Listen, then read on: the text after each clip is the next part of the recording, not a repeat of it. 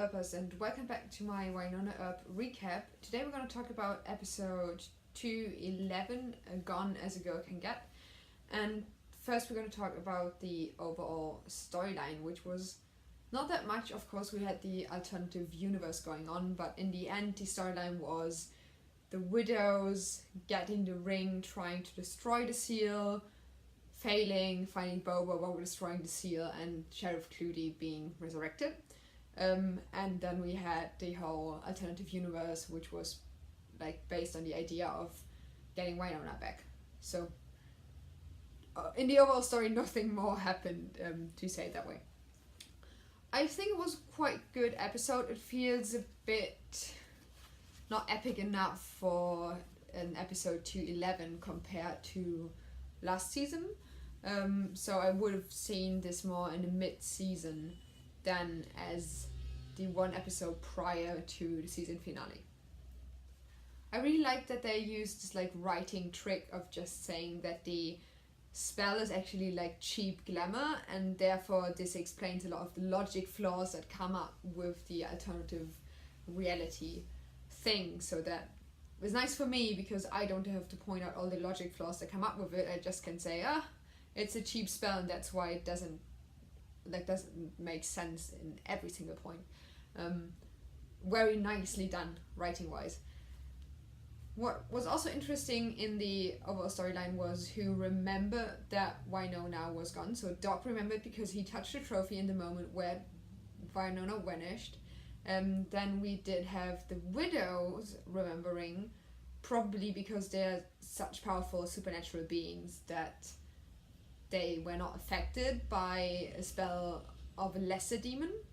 Bobo did because of probably the same reason, also because he figured out quite soon that there had to be a logic in how the Peacemaker and the curse works, and that this wouldn't make sense with just Waverly being there. And the rest of the people basically need kind of a trigger to get out of it. And they don't really get out of it. They get the feeling that something's wrong. It's a bit like Inception, where you ask questions of, do you remember how you got here? Do you remember like things prior to that event? And people don't remember, and that's how they get that something is wrong, but they don't really remember Wynonna. So there's a difference in perception in this case.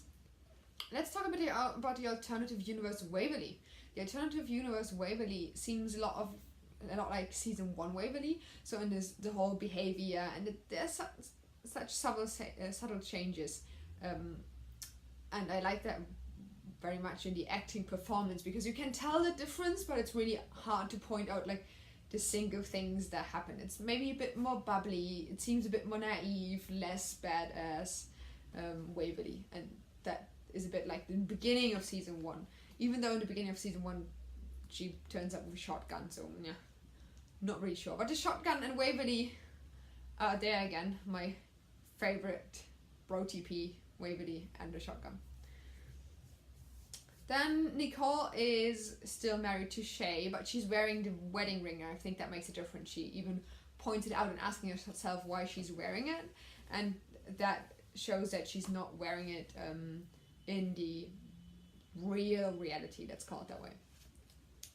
She also gets the best humorous lines in the whole episode, and Caporal really likes playing comedy, so I think that was a real treat for her to actually play the episode.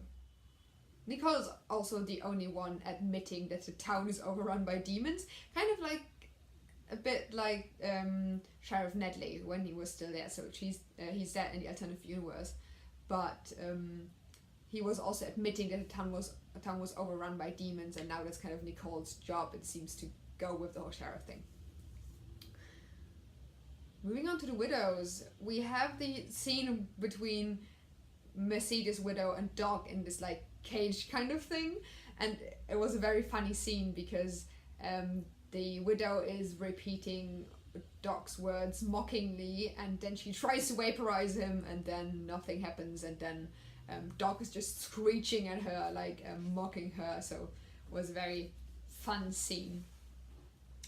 Also, we see Beth trying to resurrect Sheriff Clutie, and she fails, and then we see her kind of snap and being angry for a moment and throwing away the ring, and then she like gets back to herself, but I really like the different personalities the widows have and how they interact with their environment and how they think things should be done or not, and how they actually also hate each other. So we have this another widow off where they're right at the side of the church where they try to resurrect Clooney, it doesn't work, and then they start hitting each other just out of nowhere for like betraying each other.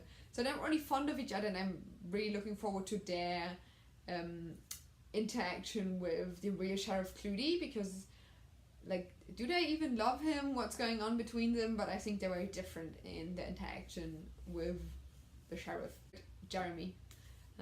I've said that way too many times that I love him so much, but he gets like also very humorous and good lines, which are not so different from his usual ones, but I have the feeling that especially since Wynonna's not there to deliver all the quippy lines, it really comes back to the other cast members, and you see Varun Sarangba really delivering his lines with all the comedy is into himself. And he gets called a vegetarian with Ethics of Steel. This is like, I want a t-shirt with that. He still is madly crushing on Doc Holliday, and there was this scene where Doc gives him the hat and like declares him a hero, and that Jerry now has to work for the cause.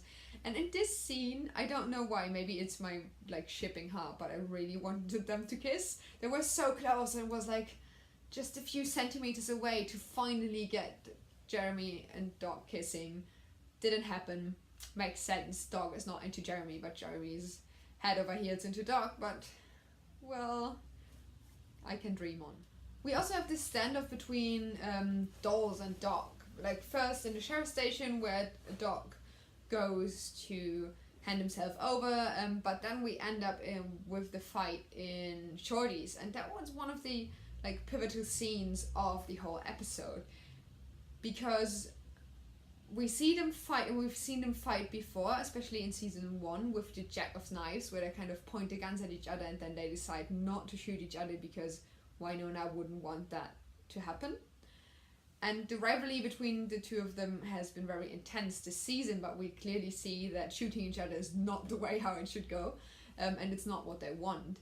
So Doc assumes that Dolls is wearing body armor, but in the end he's not, and that's why he shoots him. But Dolls is also trapped in this alternative reality and just thinks Doc Holliday is the bad guy and his mission would be to kill him, and then he shoots him as well. And Doc's death scene and even Dolls' death scene, they're both very tragic, even though we know they're not real, they're probably not gonna stay, but it's still very sad to see them die in that alternative universe.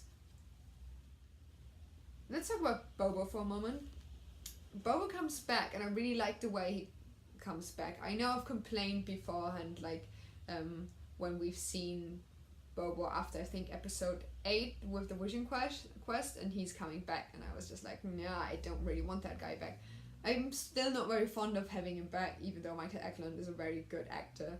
But I like how they brought him back, because he's still evil. He's like on Waverly's side somehow, but there's no real alliance between the Earp Squad and Bobo the Ray, which I like. And Bobo tries to just break the curse because he doesn't want back in hell, and that's why he allies himself with the Widows. And I think that's a very dangerous alliance, because the whole Revenants are going to be in Bobo's side again, or maybe not. It's not really clear, but this is going to be interesting. Also, how Bobo is gonna talk to Sheriff Clooney, if he sees some kind of authority in him or he does not, because I think he would probably not. Then we have Rosita. Rosita is still kind of used by everyone, which is sad to see, but also makes sense in how her character is written. But she also is like a secret agent for the Black Badge Division, which I really like, that she's still badass. So she's not like this damsel in distress which needs to be saved. She always has her own agency, and that's very well done in how women are written in this show.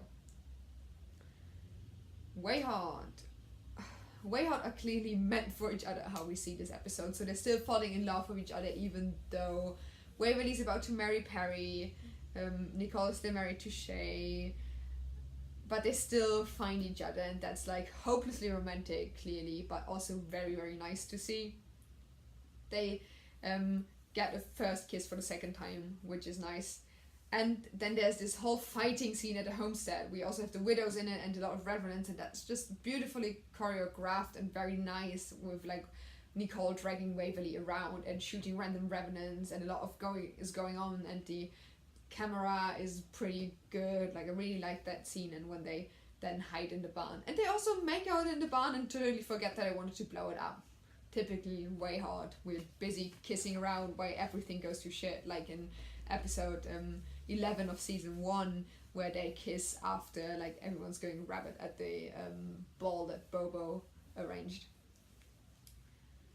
A last sentence about the Iron Witch. The Iron Witch, I really don't like how they designed her character, because she is a witch, she tricks Waverly into making the deal, and that's all fine, but we had a Stone Witch who was like super powerful, or at least like a mid-season finale with enemy, and now we had the Iron Witch who's there for like 2 episodes, completely fails and can't do anything right.